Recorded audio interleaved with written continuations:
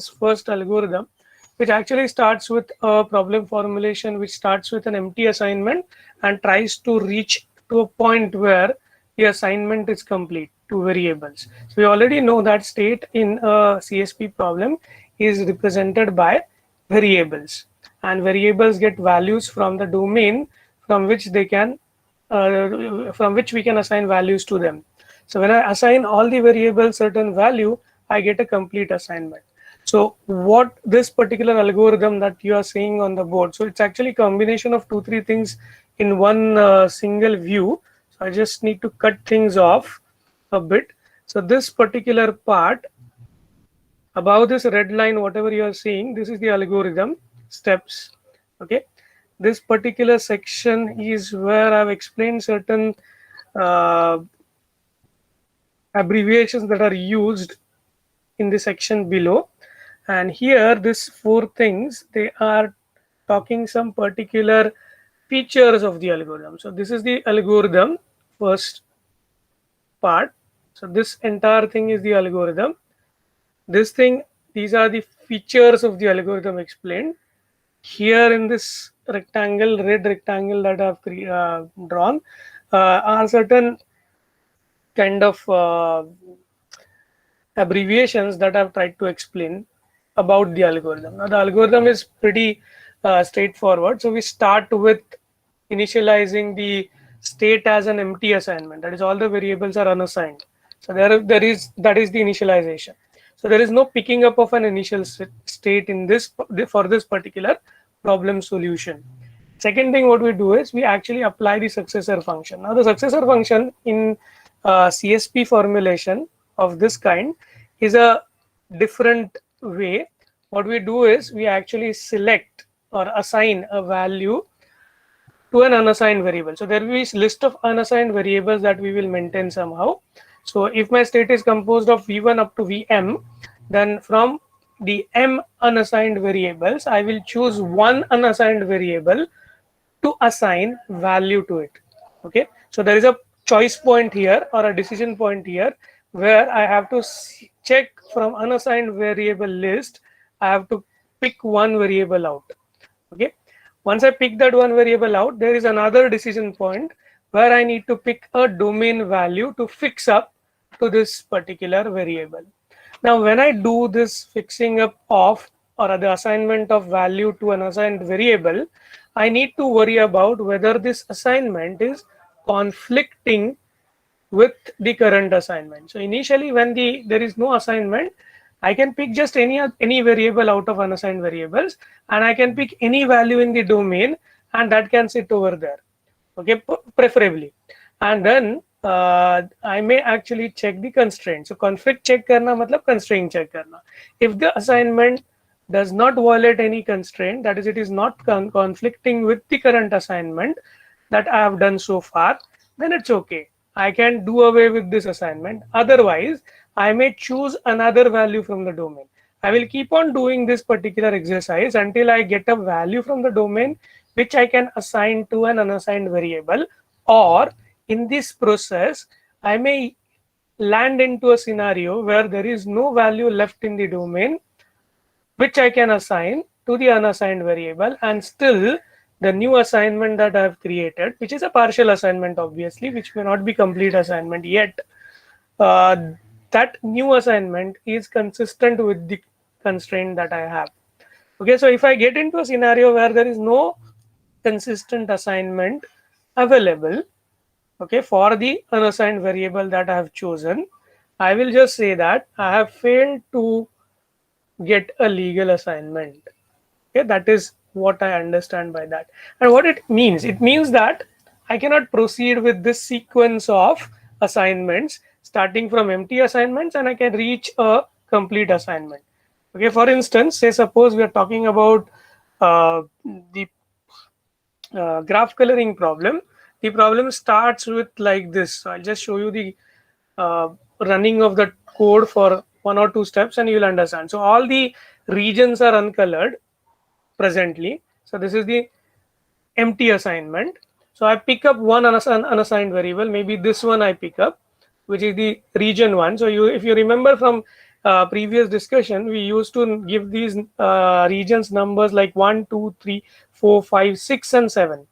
Okay, this way we were numbering these regions. So I may pick the first region, not based on any particular idea, but based on the numbering that I have decided to give these regions as. Okay, so if I pick this region up and then I decide to color it, I have three choices with me. So my successor function can choose a red color, green color, or blue color. So I may, so based again on a random choice or a standard choice, I should say, I pick red first, then I pick green, then I pick blue. Maybe that is how I'm going ahead in this assignment thing. So if I'm doing this thing, then my first choice of out of three would be to go for here. I'm just doing a expansion of state space in this manner. So this is what this algorithm is telling you to do. Now, if I were in this place, I have already selected value for one variable. How many other variables are remaining to assign value to? 7 variables were there. One, I have already assigned a value to it in the partial assignment at level 1. So I have 1, 2, 3, 4, 5, 6 variables still unassigned as far as this state representation is concerned. So all the assignments that I see at level 1, they are in a way very much equal to each other, in a sense that all have one variable assigned a value from its domain, and all other six variables are unassigned. That is how I can describe all the what I can say, all the states at this particular level in the search tree. So this is nothing but my search tree, and this actually example is of backtracking, which is actually another algorithm. But let us just understand what is happening. So when I go to level 2, so suppose I have chosen this side. Okay, I'm doing depth first search kind of a search. So I'm just picking up the left subtree than over the right subtrees. Okay, so I have chosen this assignment, partial assignment. What next I could do? I could choose the next variable to assign a value to. So this is my next variable, this region to color. Since I've used red color on the left hand side, now there are three colors in my palette: red, green, blue. Again, I will go over them one by one. So red color, can I use it to assign uh, to this particular variable? No, I can't, because neighborhood of this region is already colored red. I can't choose same color. That conflicts with the constraint that I have on the problem. And hence, the only choice I have left with from the domain of my variable are either to color that region as green or to color that region as blue. Okay, so again, I may expand this particular node with now only two child nodes, one with this region colored green and the other one this region colored blue. Similar discussion we can have over here in this section, and we'll find that this can also be extended to two children. Okay, where in this region is colored maybe red and this region is colored maybe blue. So I'll just mention that this is colored as red, so second region as red, so I'm writing R2, or the second region is blue 2. Okay, I already know that the first region is green in this place, so region 1 is green, region 2 is red, region green is, so region 1 is red, region 2 is blue. So these are the two children or child nodes that I can extend at this level. Okay, so we're not running the algorithm yet. We are just understanding that how the extended tree, search tree would look like if I expand it till level number 2. Okay, that is what we are looking at. In this case, my region 1 is blue. In these both cases, my region 1 would be of blue color. What about the second region? In this case, it could be red and it could be green. So it could be red second region, or it could be red, sorry, not red, this could be green. Okay, and these all are in this particular step, these all level 2 nodes. If you check, 2 variables are assigned values from the domain and 5 variables are remaining.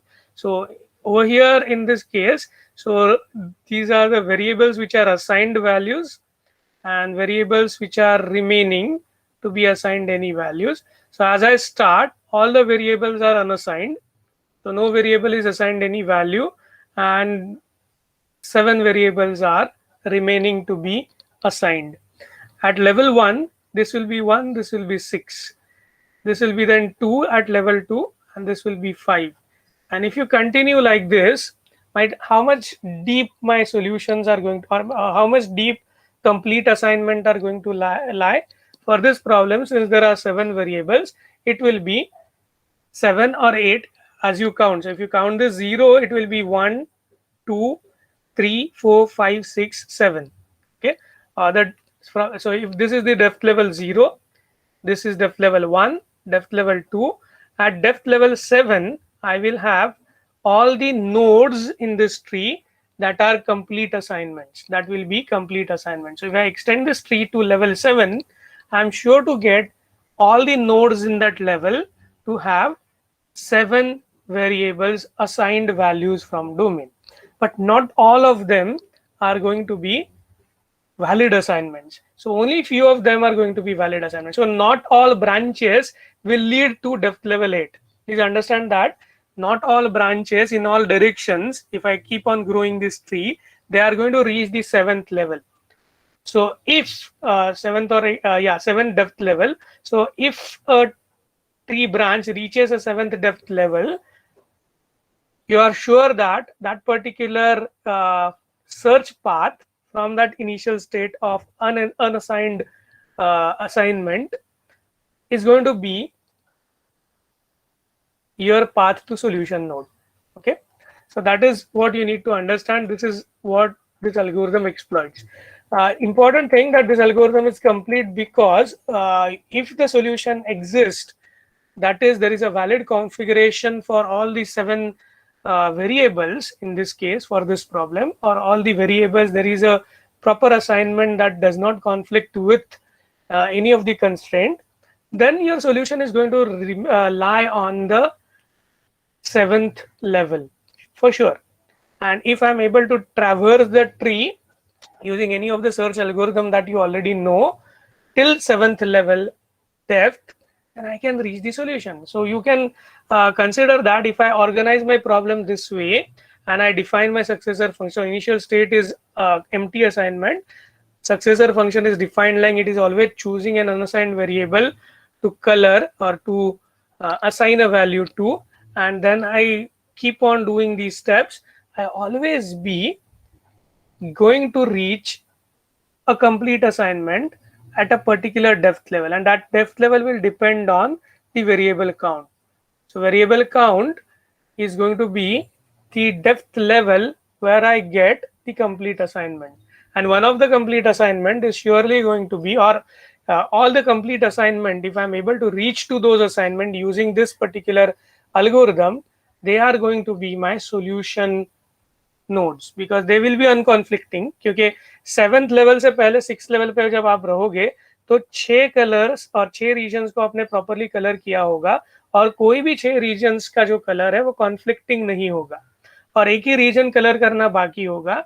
And once you reach that level, okay, by coloring the seventh region, at that time also you are doing the checking of whether the new assignment is conflicting with any of the previous assignments.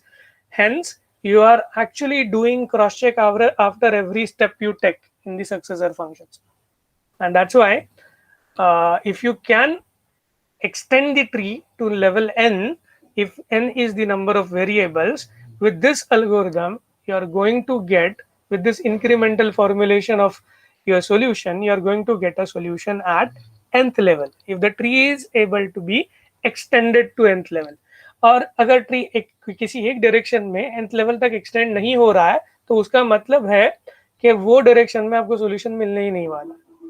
Other important thing to understand here is, since the depth level at which solutions are found are well known in advance, because we know the variable count.